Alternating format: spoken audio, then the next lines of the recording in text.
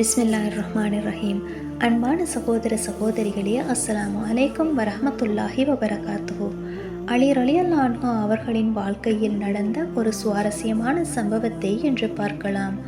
ஒருவர் அலி ரலியல்லாஹு அன்ஹு அவர்களிடம் கேட்டார், நாய் ஒரே நேரத்தில் 6 அல்லது 7 குட்டிகளை என்றெடுக்கின்றது. ஆனால் ஆடுகளோ ஒரு நேரத்தில் 2 அல்லது 3 குட்டிகளையே என்றெடுக்கின்றது.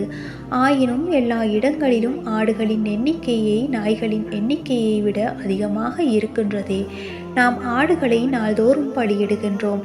அப்படி இருந்தும் அவை எப்போதும் நாய்களை விட அதிகமாகவே இருக்கின்றன ஏன் என்று அலி ரலியல்லாஹு அன்ஹு அவர்கள் பதிலளிக்கின்றார்கள், இதுதான் பரக்கத் ஆகும். அதற்கு அவர், பரக்கத் ஆடுகளிடம் மட்டும் ஏன் இருக்கின்றது, நாய்களிடம் ஏன் இருப்பதில்லை என்று கேட்டார். அலி ரலியல்லாஹு அன்ஹு அவர்கள் கூறினார்கள், ஆடுகள் இரவின் முற்பகுதியிலே தூங்கி விடுகின்றன. மேலும் ரஹ்மத்தின் வேளையாகிய ஃபஜ்ர் நேரத்தில் விழித்தெழுகின்றன. எனவே அருளை பெற்றுக்கொள்கின்றன. ஆனால் நாய்கள் இரவு முழுக்க குழைத்துவிட்டு ஃபஜ்ர் நேரம் நெருங்கும் போது தூங்குகின்றன. எனவே அவற்றில் ரிஸ்கில் ரஹ்மத்து பரக்கத்து இருப்பதில்லை. எனவே நான் உமக்கு அறிவுரை கூறுகின்றேன், நீ இரவில் சீக்கிரமாக தூங்குவீராக, காலையில் ஃபஜ்ரில் சீக்கிரம் எழுவீராக. இதுவே வாழ்வாதாரத்திலும் சந்ததிகளிலும் அபிவிருத்திக்கான வழியாகும்.